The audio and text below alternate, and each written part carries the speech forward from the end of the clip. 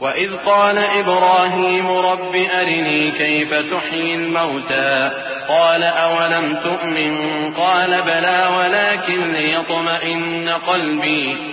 قال فخذ 4 من الطير فصرهن إليك ثم اجعل على كل جبل منهن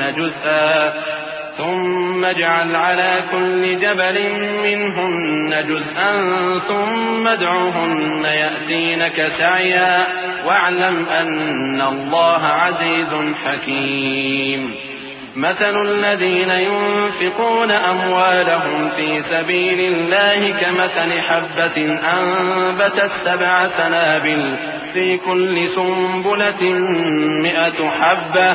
والله يضاعف لمن يشاء والله واسع عليم۔ اور جب ابراہیم نے اللہ سے عرض کیا کہ اے پروردگار مجھے دکھا کہ تو مردوں کو کیوں کر زندہ کرے گا، اللہ نے فرمایا کیا تم نے اس بات کا یقین نہیں کیا؟ انہوں نے کہا کیوں نہیں، لیکن میں دیکھنا اس لیے چاہتا ہوں کہ میرا دل اطمینان کامل حاصل کر لے۔ فرمایا کہ 4 پرندے لے لو، پھر ان کو اپنے سے ہلا لو اور ان کے ٹکڑے ٹکڑے کر دو،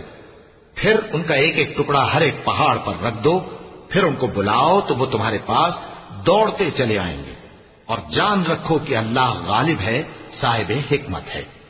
جو لوگ اپنا مال اللہ کی راہ میں خرچ کرتے ہیں ان کے مال کی مثال اس دانے کی سی ہے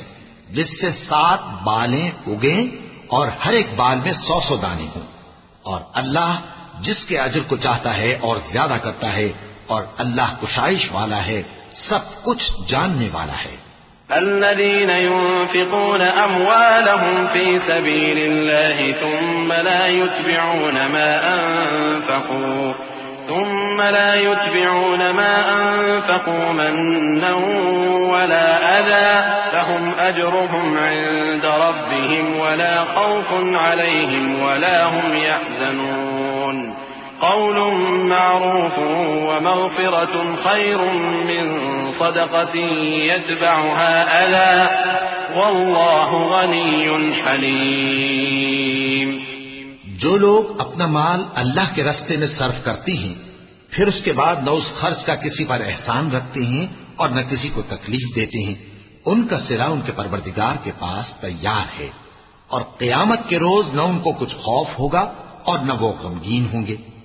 جس خیرات کے دینے کے بعد لینے والے کو ایذا دی جائے اس سے تو نرم بات کہہ دینی